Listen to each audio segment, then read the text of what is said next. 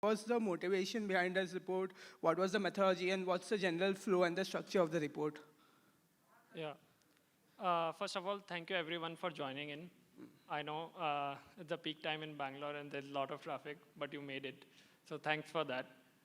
So Gaurav, first of all, when it comes to the motivation, we have been exploring the theme of Web 2.5 for last couple of years at Emergent, and we realized that one area we want to explore more was the area of finance. And that's why we thought of comparing traditional finance with decentralized finance. And as Karan mentioned, we wanted to explore that what some of the current industry leader thinks about in the area of TradFi as well as DeFi, and how we can compare their opinion as well as explore some of the products which are out there. So that's what the primary motivation was.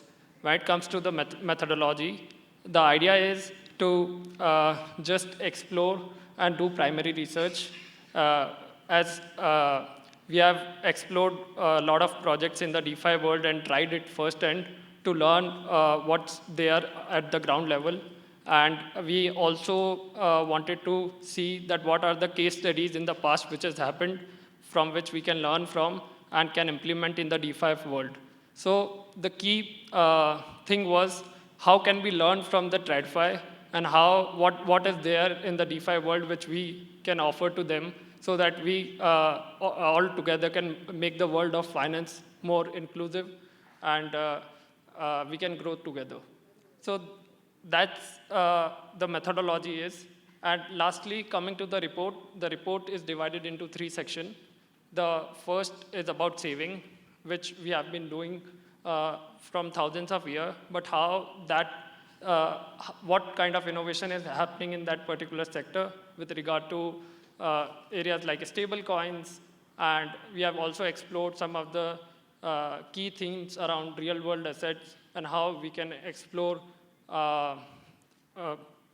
topics around saving and trading. So that's the first part. The second part is on exchange, where we primarily focused on 2 things: how spot exchanges work in these DeFi sector, and what are the perps protocols which are out there. And we did the comparison with some of the products in the TradFi. And lastly, the third part is tokenization, where we explored particularly MSME lending and what are the products which are innovative and what are the key themes which we can work on to make it better and innovative. So yeah, that's overall 3 parts in the report. Yeah, I think that's very interesting. So starting at the very basic, savings. I mean, today savings essentially forms the raw material for most financial institutions. They are the building blocks on which the economic structures are built, right? And they have evolved to thousands of years, as you said, like because the concept of savings is rooted in a very fundamental human mindset of preparing for future.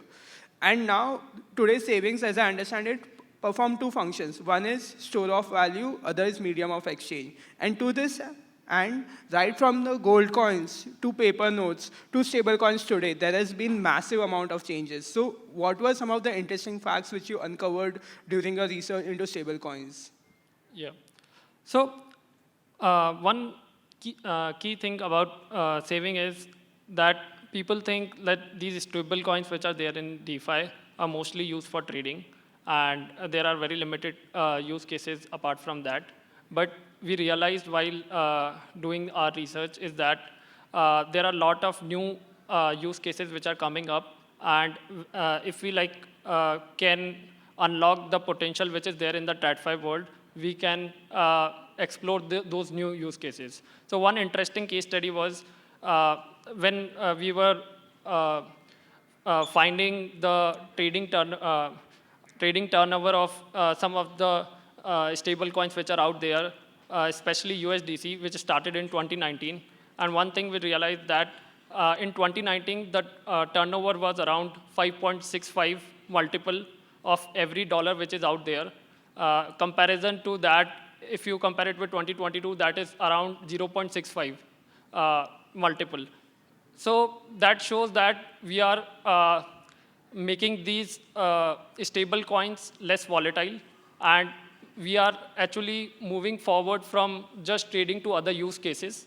And that's very important because there are a lot of potential when we deal with this stablecoin, especially around cross-border trading and some of the other use cases around payments, and especially at a global level, because at a domestic level, we have a lot more options available. But when we explore things at a global level, there are very few. So stablecoin can act in that direction. One other thing, just to give you one interesting use case, and how one of the company in DeFi is also exploring that is Chainlink. Chainlink has recently collaborated with Swift, which is a banking network. So Swift is already integrated with hundreds of banks around the world, and they collaborated with Chainlink to integrate these stable coin to the banks.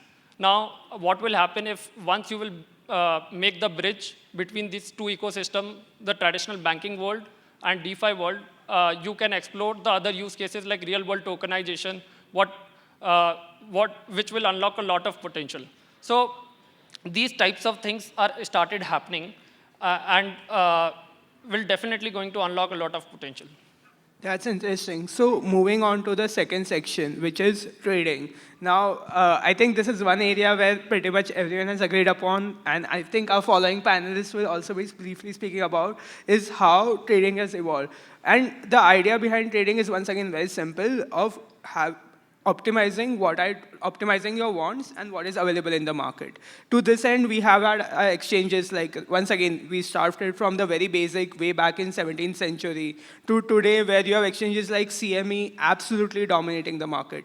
But recently, there has been an emergence of DeFi, decentralized exchanges, and in that regard, what was like some of the new things? Because as I understand, a lot of the use cases in trading have kind of already been optimized. So what was the unique or the new aspect which you think decentralized exchanges bring to the table? And if you can give us an example about it. Yeah. So I'll start with the example only. So one thing during COVID we all experienced was GameStop crisis. Correct. And during the crisis, we realized that what happening with user is when they interact with an app like Robinhood and they buy the shares will show up, but the settlement will happen only after 2 days. And that will be done through DTCC. So in that whole process, what is happening, things are not, is being implemented real time. And that's the reason that Robinhood is not being able to provide the collateral which was needed in those 2 periods, and they have to stop trading on that particular application. Now, compare it with a product like Uniswap, where the trading is happening real time. Everything you can see it on the ledger, and there is these type of protocol will never face the issue of providing collateral because it's first is already a spot market, and second, the thing is there is no T+2 settlement. So that is something which shows the power of first real-time transaction, and on top of it, because everything is transparent, every user can see what is happening on the blockchain. So that's the first point. Second, most of these markets, when it comes to market like Uniswap and all the other spots market as well as perp market in crypto are 24-hour market. So which also unlock a lot of other use cases where institution can deal with things in a better manner and can stop some of these issues which happened in the past. So those 2 things has come together really well. But apart from it, one other innovation in derivatives I see when it comes to the use cases is the product like perp, where you can, there is no time limit when you do futures. And that's very innovative, and that has seen mass adoption in crypto in the past couple of years. Noted. So coming to the last section of the report, lending. Now, within lending space, once again, it has been extremely ancient, and now modern banks have like absolutely like taken over. But of course, there have been crises, particularly since GFC. So in this context, what do you think is the gap which lending with DeFi can address? And if yes, like, are there any interesting projects which you have seen around it? So primarily when we talk about lending, there are two types of lending which is happening in DeFi. One is over-collateralized and second is under-collateralized. But majorly 90% of the market is being covered by over-collateralized protocols like Aave, Compound, and other products which are out there. Now, if we want to really uh, unlock the potential, we have to see that what's happening in the TradFi. And if you compare it with TradFi, you will see that 90% of the market is being covered by collateralized loans. If you apply for a student loan or any other type of loan, then it's very rare that you have to post full collateral to get that loan. And that's what we call it under collateralized. Now, especially if we want to implement under collateralized loan in DeFi, the major challenge is how will you underwrite these loans? Because to underwrite, you need two things. Either you need collateral, which if you are posting full collateral, then it makes it over collateralized. And if you are not posting it, then you need data. And to get that data, what is happening with some of these banks is they rely on credit bureaus which are out there, which are working on ground to get data from all the people who are applying for loans or who are interacting with all these fintech apps. Now, that is not available in the DeFi world. So you have to build all the infrastructure from scratch. But one really powerful thing about this process is if you will able to build that infrastructure, you can build credit bureaus on blockchain, and which will be global, not regional, which will really unlock a lot of more use cases which is not possible before. And one such example is one company which is operating in Africa, Ghiya, which is providing loans to small businesses utilizing blockchain, just like how Goldfin does, which we have covered in our report as one of our case study. But the difference in the model is it's just an NBFC which is utilizing blockchain to take money from people who wants to provide it to small businesses in the emerging market to earn yields. And in the emerging market, these small businesses will get loans at a much faster and cheaper rates, because what you are doing is first you are collecting all the data on real-time basis and putting it on blockchain, and everybody can build on top of it and amplify that effort which has been done in the past, and you can build credit bureaus on top of blockchain. So that's that I feel is one thing which will going to create a lot more possibility in the future. Noted, Ayush. And lastly, just to, if you had to summarize your entire report in, say, what, like, three key findings or three key takeaways, what would you what would you say they are?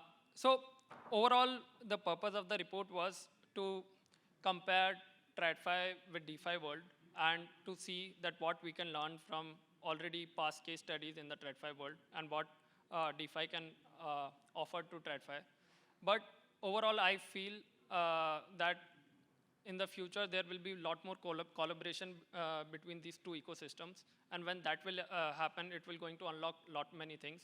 As I give you some of the examples that how Chainlink is collaborating with Swift network, or if we talk about real world asset, there are companies like KKR or Apollo, which are getting into real world tokenization and exploring these new potential asset class.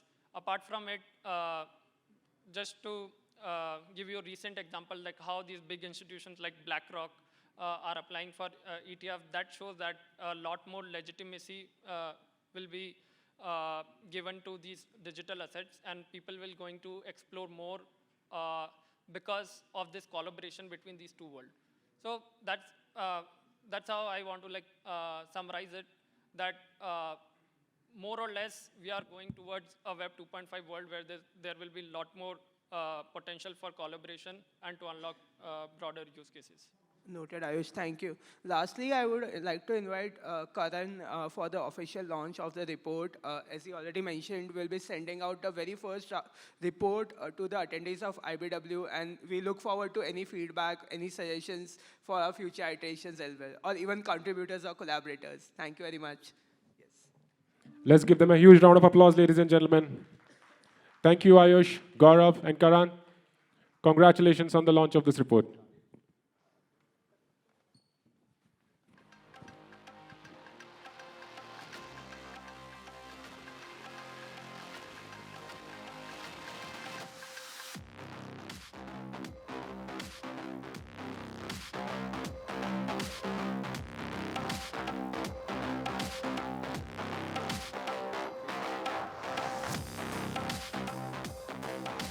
One second, one second.